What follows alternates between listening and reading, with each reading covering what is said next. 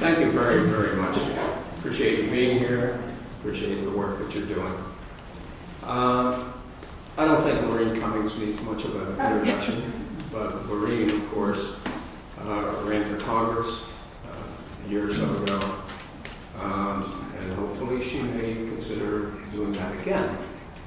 But I don't know that she's made a decision to do that. But she is making an impact in the state on other issues, specifically on a couple issues that we're really concerned about in Monroe County, basically the residential rental unit inspection law. And she is going to discuss that along with Cadillac health insurance tax. So if you would, Laureen, come on up.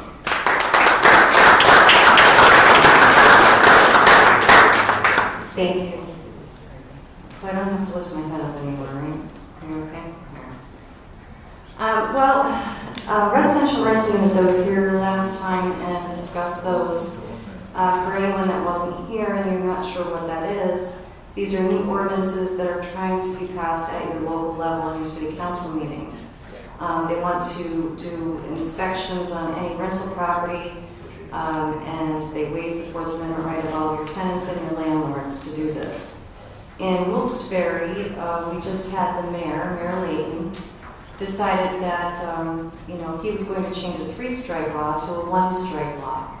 And what is a 3-strike or 1-strike law? This is where they say if a tenant is guilty of doing drugs or cursing, using foul language or inappropriate gestures, that they would have 1 to 3 strikes and they'd be kicked out of their apartment, and that unit that they lived in would no longer be available to rent for 6 months. Now, Mayor Layton decided he was taking the 3-strike policy and moving it to a 1-strike policy. He was just in the news this past week where he went to one building, and this gentleman was arrested for being a supposed drug dealer. And Mayor Layton was on the news posting his post with his photo up, shutting this apartment unit down for 6 months. It was an out-of-town landlord, and that's who they wanted to target to make their ordinance appeal to the public.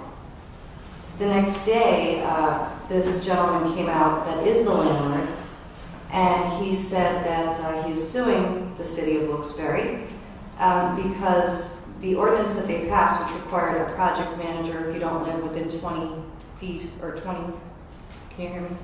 20 miles of the building, you have to have a project manager run your building. He had that in place. He consistently checked up on his tenants. He did criminal background checks on the woman that the lease was written out to and who signed the lease. The gentleman that was arrested wasn't on the lease. So then he took the press to his building where he showed the press how he's coming into these communities and making it better and revitalizing all these older buildings. He showed them a whole warehouse filled with refrigerators, brand new refrigerators, stoves, appliances, and how he's invested thousands of dollars to improve the community. So he will win his lawsuit. And, but it's just amazing to think that this can actually happen in our area. Now, what I've done is I went to one of our city meetings, Pittston City Council meeting, and we talked about this ordinance. And the people that were there were literally fighting. The police had to take them out of our meeting. So your first thing that you really want to do is attend your city council meeting. Because, when they see numbers of people, that's when they start to get nervous. When I first walked into the building for city council, we were standing outside waiting for our attorney, because we did bring an attorney with us. And one of the council members pulled up, and he was familiar with me since I ran for office, and he stopped dead in his tracks in the road. And the look on his face was like death had just seen him, and he couldn't believe it. So he was just sitting there, and I was looking at him, and the guy that was with me, Bob, said, "Oh boy, he just realized Laureen Cummings is here." And he pulled out and he left, and he went and got more people to attend the meeting. So they brought his cousin, who used to be the mayor, and they brought 2 other women that came to support this ordinance, and they said, these women literally said in this meeting, "You can come and inspect my house anytime you like." So this is what they're thinking, that it's no big deal. And they're trying to present it as such. When we look at why would this happen, people don't even know their own Fourth Amendment rights, that they're free from search and seizure, and that this is completely unconstitutional. So that's part of what I and the T.E.A.Party has been working on all these years, is education as well. So unless you're out there and making noise, it just continues. And I thought, well, we're going to form a group, and I went and hired an attorney.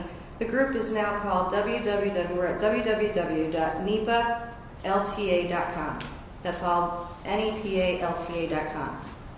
And I went into this meeting in Pittston as the organizer for this group, and with an attorney present that said that we will be forming a lawsuit, and we'll be also looking for 2 people to run for your seats this November.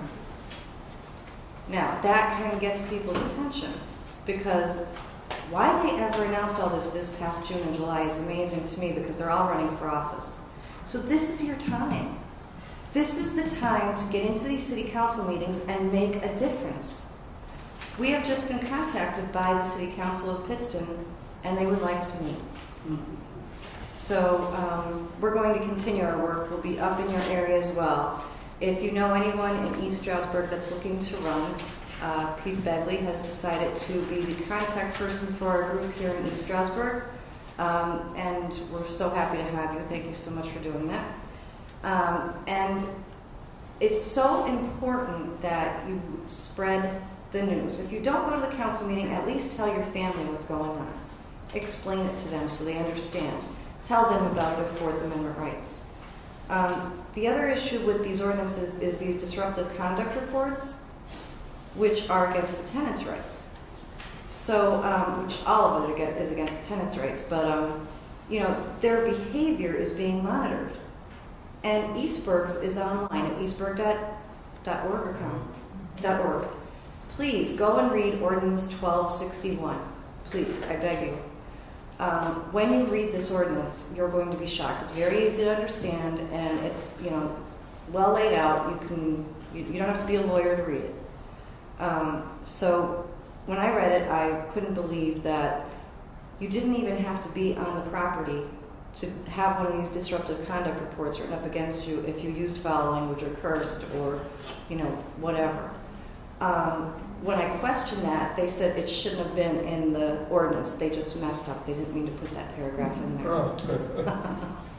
We didn't read it before we passed it. Yeah. Well, that just goes to show that this is not written by anybody in that city council. This was passed down, and they decided to pick and choose what they want written in the ordinance, and they just missed that one. But they all generally say the same thing. But one of the things that they also wanted us to do was change our landlord tenant lease agreement. Well, that's a proxy war, where the government is trying to come in and act as a third party. They can't do that.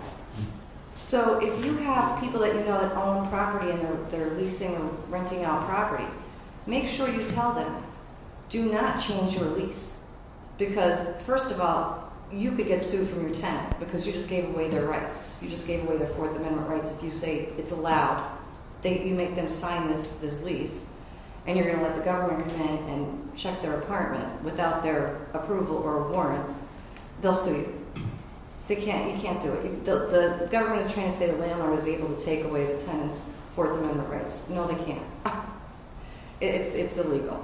And tenants have so many rights now that the landlords are going to be putting themselves in quite a spot if they do that.